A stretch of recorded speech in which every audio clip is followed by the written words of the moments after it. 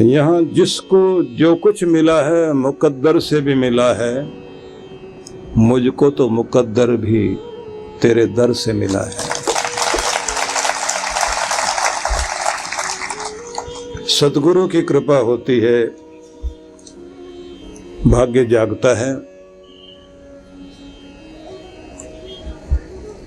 क्योंकि वो वक्त जब कठिन दौर चलता है तो वही आप होते हैं, वही दिमाग होता है, वही हाथ पांव होते हैं, वही प्लानिंग करने वाली आपकी सारी की सारी बुद्धि, आपकी अक्ल काम कर रही होती है। ना तो प्लानिंग काम आती, ना सोर्स आपके काम आते। परिवार के लोग जो बहुत अक्ल बताते थे, उनकी अक्ल भी काम नहीं आती। जो एक्सपर्ट हैं वो भी बहुत राय देते थे, उनके पास भी जाकर देख लेता आदमी, उनकी राय भी काम नहीं आती, बल्कि उल्टा पड़ता जाता है। तो ऐसे में दिखाई देता है कि जब उसके दर से किसी की किस्मत रूठ जाती है, फिर कुछ भी काम नहीं आता, ना अक्ल काम आती, ना हमारा ज्ञान, ना हमारा अनुभव, ना हमारी कोई योजना, ना हमारे साधन, अपने पराये कुछ भी काम नहीं आ पाता। और बड़ी अजीब बात तो यह है कि दुनिया के बड़े से बड़े लोगों के साथ ये मुश्किल घटती है। दौर ऐसा चलता है, विक्रमादित्य के साथ हुआ, जिनके नाम पर विक्रमी संवत चलता है ना। परीक्षा का दौर आया, वो सब कुछ छिन गया था, चोरी का इल्जाम और लग गया था उन पर, राजा महाराजा पर। किसी के साथ भी कभी भी कोई भी स्थिति आ जाती है, इसलिए याद रखना चाहिए कि एक बीच की कड़ी है जो भक्त और भगवान के मध्य खड़ा हुआ है। उसका एक हाथ भगवान के चरणों में है और दूसरा हाथ अपने भक्त के सिर पर है, वही है सद्गुरु। दोनों को स्पर्श किए हुए खड़ा होता है, क्योंकि करुणा बहती है उसके अंदर, बहुत बड़ी दया बहती है, इसलिए उसे गुरु माउली बोला गया। महाराष्ट्र में माँ का रूप है वो। किसी का बेटा गड़बड़ कर जाए तो पिता तो कहता है कि इसको घर में घुसने ही मत देना, लेकिन पीछे से दरवाजा माँ खोल देती है, चुपचाप ये तो सो गए, तो अंदर आ, खा, रात में सो, जल्दी उठ के बाहर निकल जाना। ये माँ ही करती है। बुरा भला बनने के लिए खुद खड़ी हो जाती है। वो जानती है उसका बच्चा गलत चल रहा है, तो अभी क्या करेगा, माँ है ना, फिर भी मदद करती है। गुरु भी जानते हैं कि इसकी कर्म दुख दे रहे हैं, तो भी अपने पुण्य प्रताप को शिष्य को देकर भगवान से विनती करते हैं कि इनका कल्याण करना भगवान। इसलिए जन्म जन्मांतर के समस्त प्रकार के हमारे संचित कर्म जितने भी भाग्य बनने के लिए जा रहे होते हैं, उन भाग्य बनने वाले संचित कर्मों को जो हमें आगे चलकर दुख देंगे, उन कांटों को निकालने का कार्य सद्गुरु करता है, लेकिन कराता शिष्य से ही है। ये बात ध्यान रख लेना कि गुरु अगर ऐसे फ्री में आकर कोई चीज दे देगा तो उसकी कद्र नहीं होगी और कोई जानेगा भी नहीं कि कुछ हुआ। इसलिए शिष्य को विधि पूर्वक जप तप करना पड़ता है, नियम निभाने पड़ते हैं।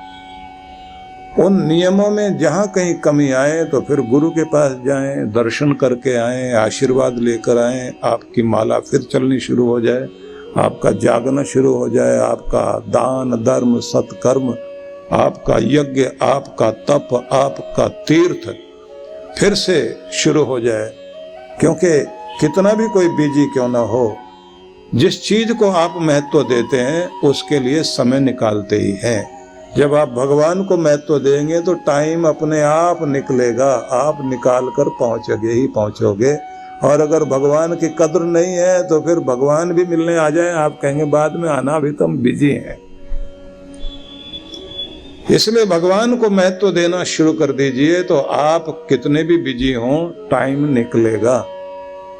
और वे लोग जो विदाउट वर्क बिजी हैं, ऐसे बहुत सारे लोग हैं, उनकी पत्नियां बोल रही होती हैं। एक सज्जन थे, मैंने कहा आपके पति ठीक हैं? बोले काम कोई नहीं, बिजी बहुत है। तो बेकार में बिजी होना भी तो मूर्खता है ना। कहां बिजी है आप? गलत तरफ। सही जगह अगर बिजी होना शुरू कर देंगे तो जिंदगी इजी होनी शुरू हो जाएगी। इसलिए भगवान की शरण में जाने का रास्ता ढूंढना चाहिए। भगवान श्री कृष्ण ने रास्ता बताया कि जन्म सुधारना हो तो साथ साथ मरण सुधारने का भी कार्यक्रम बनाओ। मरण सुधरेगा जब आप अपने जीवन शैली को सुधारेंगे, लाइफ स्टाइल को सुधारेंगे। तो सोने जागने का नियम ठीक करिए। रात्रि में सोने लगे तो उससे पहले मस्तिष्क पर जो आखिरी छाप आप डालते हैं वो क्या होनी चाहिए? वही छाप, जो इंप्रेशन आपका सबकॉन्शियस माइंड पर पड़ेगा रात को सोने से पहले, वो 24 घंटे में जाकर मस्तिष्क में फीड होते होते ब्रह्मांड पर अपना असर छोड़ता है। और ब्रह्मांड की समस्त देव शक्तियां आपके उस चित्त पर पड़े हुए संस्कार को कहिए या उस छाप को कहिए, उस इंप्रेशन को कहिए, उसको फिर आपकी तरफ भेजना शुरू करते हैं। यदि कोई व्यक्ति, ये जैसे सीरियल लगातार देखते हैं ना आप लोग, दुख परेशानी की चीजें रात दिन सोचते सोचते, और फिर ऐसा अनुभव करना कि जैसे उस दुखी व्यक्ति की जगह आप खड़े हुए हो, क्योंकि तभी तो आप रोते हैं बैठकर। उसकी जगह अपने आप को खड़ा कर लेते हैं और फिर आप कहते हैं देखो बेचारे के साथ क्या घट रहा, देखो बेचारी के साथ क्या घट रहा। उस बेचारगी को मस्तिष्क में आप डाले हुए, रात्रि में सोने से पहले आखिरी छाप वही चल रही होती है। और फिर आप कहते हैं ये तो हमारी जिंदगी की कहानी है, हमारे साथ घटा था। फिर दोबारा घटने की नौबत आनी शुरू होती है। ध्यान रखना, जैसी चीजों को विचारोगे, जैसी चीजें देखोगे, जैसी चीजें सोचते सोचते भावनात्मक रूप से वैसे हो जाओगे, बस वो चीजें आपकी जिंदगी में पलट पलट कर आनी शुरू होती हैं। इसलिए बचिए उन चीजों से और एडिक्ट मत बनिए। ये जो आप एडिक्ट बन जाते हैं ना किसी सीरियल के, एक बार शुरू कर दिया फिर आप नहीं छोड़ सकते। फिर तो आप उसी समय बैठोगे और ना भी टाइम हो तो रिकॉर्ड करके रखोगे। और कुछ लोग तो इतने एडवांस है, वो कहते हैं हम तो रिकॉर्ड करके रख लेते हैं, जिससे जो है ना वो विज्ञापन का टाइम बच जाता है, कंटिन्यू छाप पड़ती रहे दिमाग पर। तो बचिए, वो स्थिति मस्तिष्क की लाइए कि जिससे शुभ शुभ सोचते सोचते शुभ आपके जीवन में प्रवेश करे। उसकी विधि सद्गुरु देते हैं, लेकिन मैं आपको बताना चाहता हूं कि भगवान श्री कृष्ण ने एक मार्ग दिया। सर्वद्वाराणि संयम्य मनोहृदि निरुध्य च मूर्धनि आधायात्मनः प्राणम आस्थितो योग धारणम।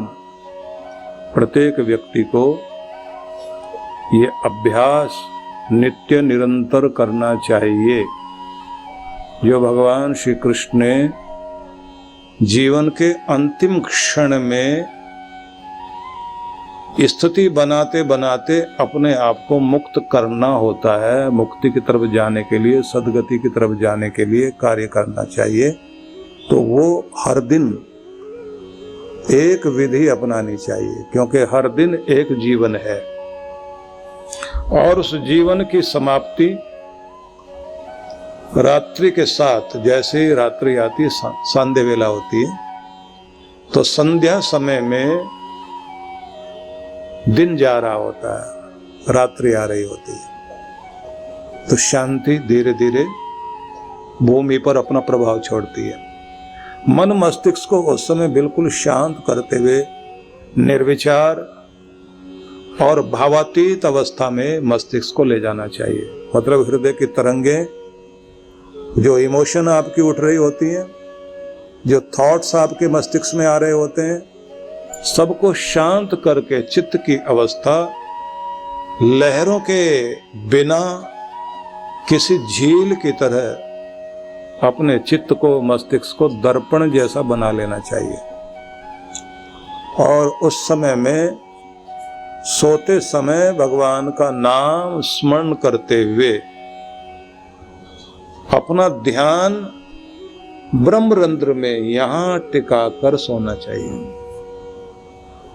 ब्रह्मरंध्र को पहचानिए, अपने नाक से सीधी रेखा खींचिए, ऐसे सभी लोग ऐसे ऐसे ऊपर जाइए, सबसे ऊंचे चले जाइए, सिर का सबसे ऊंचा भाग, वहां की ढलान पर एक गड्ढा है, बस वहां उंगली टच कर लीजिए। ये आपका ब्रह्मरंध्र है। ट्रांसमीटर भी यही है, रिसीवर भी यही है, यहीं से संवेदनाएं जाती हैं और यहीं फिर आप ग्रहण भी करते हैं। इसको कहा गया, ये 10वां द्वार है। सचखंड तक पहुंचने के लिए सत्यलोक तक आपको प्रवेश करना होता है। इसलिए सद्गुरु जब आपको बैठाते हैं आसन पर, तो उस समय ओंकार के उच्चारण के साथ साथ समस्त चक्रों में ऊर्जा देते देते आखिरी चक्र में स्थिर होने के लिए बोलते हैं। भगवान श्री कृष्ण ने कहा कि प्रत्येक व्यक्ति को हर दिन ध्यान करना चाहिए। पूजा पाठ करें ना, तो पूजा पाठ में एक महत्वपूर्ण बिंदु होता है कि आपकी पूजा पाठ करते करते प्रेम के भाव में विवल होकर उस बिंदु तक पहुंच जाए आप कि आप कहां बैठे हुए हैं, उसकी होश न रहे, ध्यानस्थ हो जाए, एकाग्र हो जाए। जैसे ही दुनिया आपके मस्तिष्क से निकल जाती है, विचार निकल जाते हैं, तो उस समय आप शांत खोए हुए बैठे होते हैं, तो इसका मतलब है कनेक्ट हो गए, आप भगवान से जुड़ गए।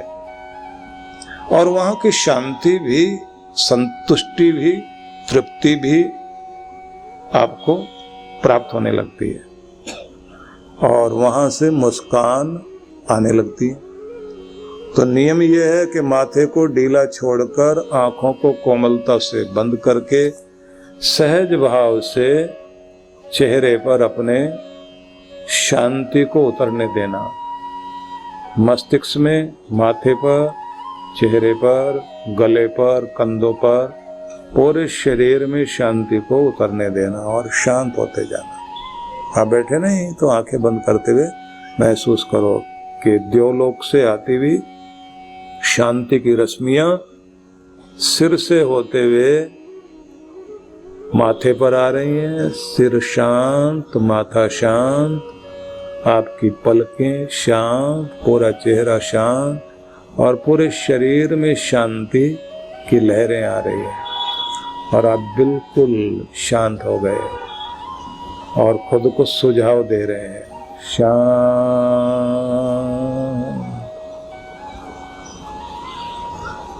शांति जैसे आ गई तो उसी के साथ धीरे धीरे अपने होठों पर मुस्कान लेकर आइए और अब पूरे चेहरे पर प्रसन्नता ले आइए और मन मन में प्यारे प्रभु को उसकी कृपाओं के लिए धन्यवाद दीजिए और मन मन में कहिए कि तेरे समस्त एहसानों को, वरदानों को, कृपाओं को याद करता हूँ और सिर झुका के तुझे धन्यवाद करता हूँ। मन मन में भगवान का नाम उच्चारण कीजिए और फिर जमीन की तरफ देखते हुए धीरे धीरे पलकों को खोलिए। धीरे धीरे खोलना है, एकदम जो है झटके से न द्वार खोलना न बंद करना, प्रेम से। तो जब भी आप पूजा करें तो आपका संबंध भगवान से जुड़ना चाहिए। संबंध तभी जुड़ेगा जब दुनिया अंदर से निकलेगी, विचार निकलेंगे और भाव भावनाएं भी निकलेंगी। अंदर जो इमोशन आपकी तरह तरह की चल रही होती है ना, उनको भी शांत कर दें। और फिर कौन सा भाव लाना है? शांति का, और फिर प्रसन्नता, और फिर कृतज्ञता, धन्यवाद, और अंदर महसूस करनी है तृप्ति। कंगलापन अपने अंदर का निकाल देना है। मैं दरिद्र, मैं दुखी, मैं परेशान, वो सब हटा लीजिए। तू है ना मेरे साथ, तेरी कृपा है ना प्रभु, तो तेरे कारण ही मैं खिला हुआ हूं, तेरे कारण ही मैं चहक रहा हूं, तेरे कारण ही मैं प्रसन्न हूं।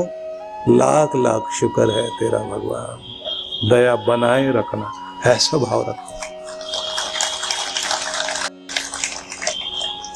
जोरदार बजाया करो, ऐसे ढीले ढीले नहीं। भगवान का धन्यवाद करते हुए भी ऐसे ऐसे करते हैं जैसे हाथ को चोट लगी। तो भगवान कहते हैं कि तुम्हें एक अभ्यास करना चाहिए, जिसे वो कहते हैं योग धारणा। योग धारणा का अभ्यास सर्वदर द्वाराणि संयम्य, समस्त इंद्रियों के द्वार,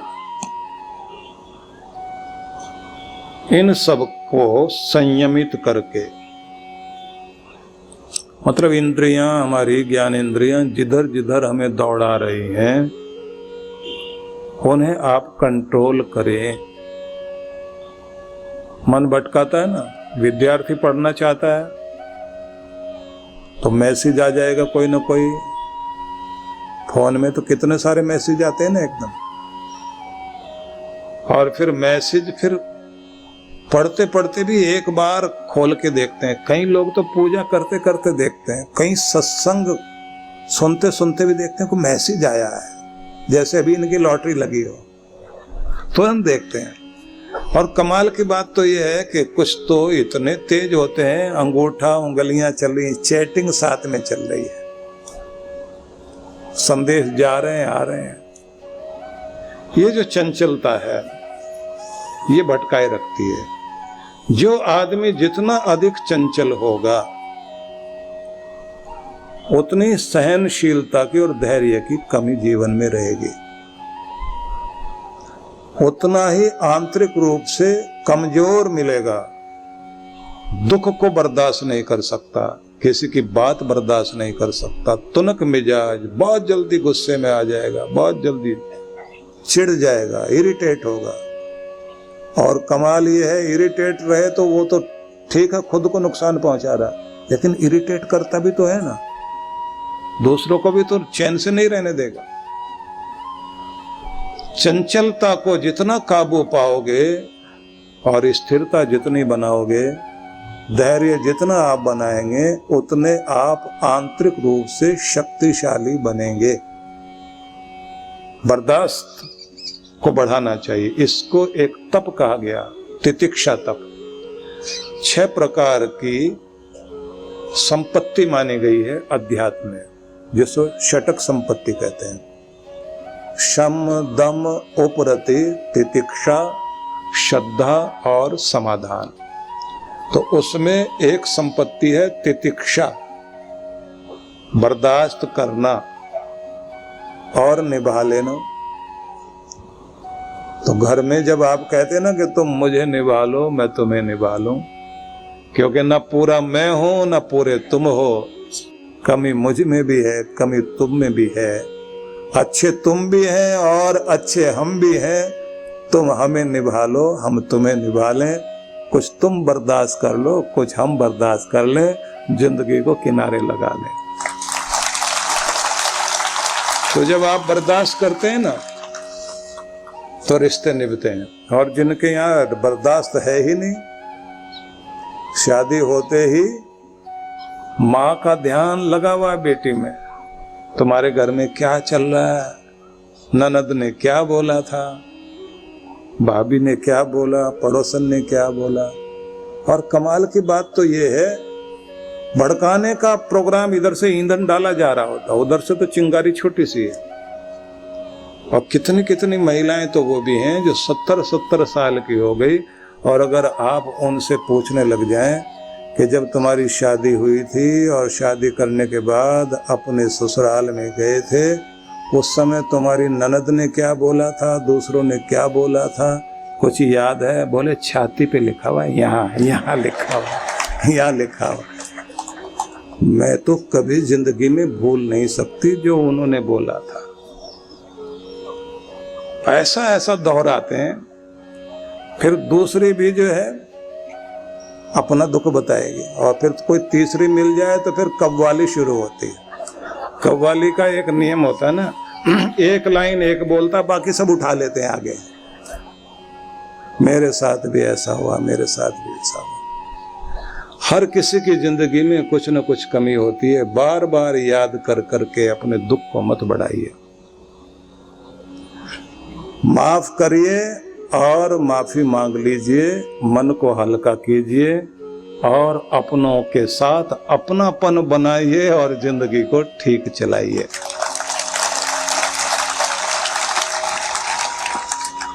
मैं तो नहीं कभी माफ कर सकती, मरती मर जाऊंगी लेकिन माफ नहीं कर सकती, ऐसा ऐसा बोलती हैं महिलाएं। मैं तो रोज माता रानी से मांगती हूँ, मैं तो कुछ नहीं कर पाई तो बदला जरूर लेना, तब मेरे कलेजे को ठंडक मिलेगी। अगर भगवान ऐसे या भगवती ऐसे सुनने लग जाए तो इस दुनिया में तो नरक बन जाएगा, कोई भी नहीं बच पाएगा। तो इसलिए निवेदन है, बर्दाश्त करना, शांत रहना, स्थिर रहना। तो हमारी इंद्रियां हमें भटकाती हैं। सर्वद्वाराणि संयम्य मनोहृदि निरुध्य च। भगवान कहते हैं अपनी इंद्रियों को अपने वश में रखते हुए अपना ध्यान न बटने दें, मन को हृदय में, मन के अंदर उठने वाली तरंगों को भावनात्मक रूप से हृदय में जोड़ें, हृदय के प्रेम से जोड़ें, और मन में जो भी जिस भी तरह के विकार आते हैं इंद्रियों के द्वारा, उन्हें भी वहीं का वहीं रोकें। तो इसको भगवान ऐसा समझाना चाहते हैं कि तुम्हारे पास एक संयम बल है, नियंत्रण की शक्ति है, एक ब्रेक है आपके पास, और ब्रेक को आपने लगातार अभ्यास के द्वारा पावर ब्रेक बनाना है। हल्का सा टच करो और ब्रेक लग जाए और गाड़ी वहीं रुक जाए। और तितिक्षा तप से अपने आप को कठिनाइयों में या अपमान में या प्रतिकूलता में स्वयं को नियंत्रित रखना और अपना संतुलन बनाए रखना, बैलेंस बनाए रखना, इसका अभ्यास करना चाहिए। तो जैसे शॉक प्रूफ घड़ियां हैं, आपकी गाड़ी को भी ऐसा बनाया गया कि झटके बर्दाश्त कर सके। आपकी घड़ी में shock proof, water proof, fire proof, न जाने क्या क्या प्रूफ। तो खुद को भी ऐसी आदत डालें कि ये शॉक प्रूफ बन जाए, झटके बर्दाश्त कर सके। जब आप झटके बर्दाश्त करने लायक बनते हैं तब कहते हैं समझदार आदमी हो गया, बड़ा आदमी हो गया। इसे इन बातों से फर्क नहीं पड़ता, इग्नोर करता है और आगे बढ़ता है, क्योंकि इसे पता है कि जिंदगी को बहुत आगे लेकर जाना। अगर इन छोटी छोटी बातों में उलझ गए तो कभी आगे नहीं जा सकेंगे। रविंद्रनाथ टैगोर को नोबेल प्राइज मिला तो उनसे पूछा गया कि आपकी जिंदगी में वो लोग भी कोई थे क्या जो आपको चोट पहुंचाते थे, अपमान करते थे, पीड़ा पहुंचाते थे? उन्होंने कहा बहुत लोग थे जो मेरा रास्ता रोकना चाहते थे, नीचा दिखाना चाहते थे, जिनको मेरी प्रसन्नता बर्दाश्त नहीं थी, मेरी तरक्की बर्दाश्त नहीं थी, मेरी खुशहाली पर जिनको जो है आग लगती थी। लेकिन मैं अपना काम करता रहा। वो जिस कीचड़ में मुझे खींचकर ले जाना चाहते थे मैं कभी उस कीचड़ में नहीं गया, उस ब्लेम गेम में जाकर खड़ा नहीं हुआ। ब्लेम गेम होता ना, तो मुझे ब्लेम करो मैं तुम्हें करूं और एक कीचड़ में जाके खड़े हो जाएं। मन में तो समय आता है निपट लें इससे अभी, लेकिन फिर तो जिंदगी गई आपकी। बोले वो सब चीजें आई जिंदगी में, लेकिन मैं उधर ध्यान नहीं दिया। ध्यान कहां दिया? जहां जाना था, जो कुछ होना था, और उधर ध्यान देकर मैं बढ़ता चला गया। तो आज जहां पहुंचा हूं, मुड़कर देखता हूं उन लोगों को, वो आज भी वहीं खड़े हुए हैं और एक दूसरे को ब्लेम गेम में उसी तरह खेल रहे हैं, एक दूसरे पर कीचड़ फेंक रहे हैं, एक दूसरे को नीचा दिखा रहे हैं। वो बेचारे वहां से आगे जा ही नहीं पाए, और अगर मैं भी वहां खड़ा रह जाता तो आज जहां पहुंचा हूं वहां ना पहुंच पाता। ये बात हमेशा याद रख लीजिए। बल्कि शक्ति बनाओ इसको, जो विरोध किया जाता है ना आपका, इसको अपनी ताकत बनाओ। नरेंद्र भाई मोदी बोलते हैं ना एक शब्द कि मेरी तरफ जो पत्थर आते हैं मैं उनको जमाकर अपने लिए सीढ़ी बनाता हूं और सर पांव रखते हुए ऊपर जाता हूं। तो आपको ये कहना चाहता हूं कि जीवन में ये चीजें तो आएंगी, लेकिन उन्हें शक्ति बनाओ। एक उदाहरण दिया जाता था हमारे देश में, एक कुत्ता 100 किलोमीटर की यात्रा के लिए अपने गांव से निकला। 100 दिन में उसने पहुंचना था, रोज 1 किलोमीटर चलना था। गांव से जैसे ही बाहर निकला, दूसरे गांव की सीमा के कुत्ते मिल गए और इनके पास एक बड़ा अलग तरह का गुण कहिए, दोष कहिए, ये अपनी बिरादरी वाले को देख के ऐसा भौंकते हैं। लेकिन अपरिचित मिल जाए, अनजान मिल जाए तो भौंकते हैं। जाने पहचाने को देख करके ये नहीं भौंकते, उसको कहते हैं अपना ही है। आदमी के साथ उल्टा है, इसको पीड़ा होती है। जाना पहचाना आदमी अगर तरक्की कर जाए तो इसको बहुत पीड़ा होती है। अनजाना आदमी आसमान तक चला जाए, हमें क्या लेना देना। कुत्तों में ये बात है कि वो अनजान को देखकर भौंकते हैं। तो जैसे देखा कि कोई इस गांव का इधर आ रहा है तो सारे इकट्ठे मिलकर उसे काटने के लिए, भौंकने के लिए, चीखने चिल्लाने के लिए, गाली गलौज करने के लिए तैयार हो गए, रास्ता रोक लिए। तो इसने क्या किया? बोले इनकी तो आदत रास्ता रोकने की है, तो रुकना तो है नहीं। फिर वो ध्यान से देखता रहा ये करेंगे क्या। समझ में आया इनकी आदत पीछा करने की है, तो दांव लगाकर आगे निकल आया। उन्होंने दौड़ाना शुरू कर दिया। दौड़ते दौड़ते अगला गांव पार कर गए, फिर अगला गांव आया, फिर वही हुआ। ये दांव लगाए और उनसे आगे निकल आए और वो पीछा करें। तो जो इसने 100 दिनों में यात्रा पूरी करनी थी, भाई लोगों के कारण 10 दिन में यात्रा पूरी हो गई। हवाई जहाज बना दिया उसका। बस विरोध करने वालों के सामने रुकना नहीं, उनसे आगे निकल आना और उसके बाद देखना वो पीछा करते रहेंगे और आपको दौड़ाते रहेंगे और आपकी यात्रा सबसे जल्दी आगे पूरी हो जाएगी।